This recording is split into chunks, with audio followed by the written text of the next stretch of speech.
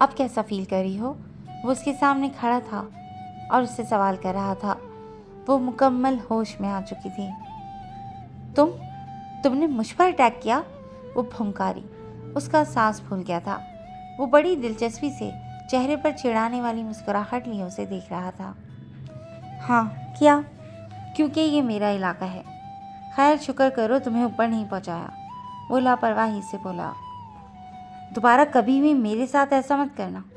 Arena Alvi ने उंगली उठाकर उसे वार्न किया। हम इस वक्त आपके कोर्ट रूम में नहीं हैं योर ऑनर। उसने लफ्ज़ योर ऑनर चबा चबा कर अदा किया।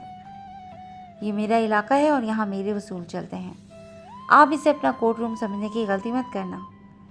उसकी बात सुनकर अरीना अलवी तब कर खड़ी हुई थी।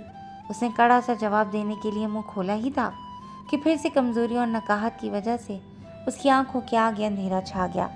इससे पहले वो गिरती वो खड़ूस तंजिया अंदाज में मुस्कुराता हुआ आगे बढ़ा और उसे थाम कर गिरने से बचा गया। इतना गुस्सा तुम्हारी सेहत के लिए मुनासिब नहीं है मिस अलवी। उसने अरीना को वापस बेड पर बिठाया। तुम? उसने मुट्ठियां भेज कर उसे देखा। पापा।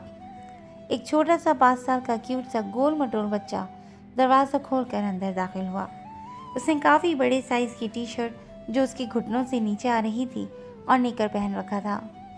पापा, मूसा को भूख लगी है। वो अंदर आकर अरीना को देखकर रुक गया। पापा, क्या ये मेरी मामा हैं?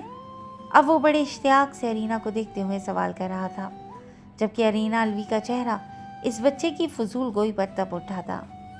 नहीं, उस खड़ूस ने सख्ती से जवाब दिया। आपकी फ्रेंड बहुत ब्यूटीफुल है। अब के मूसा बहुत सोच समझ कर बोला।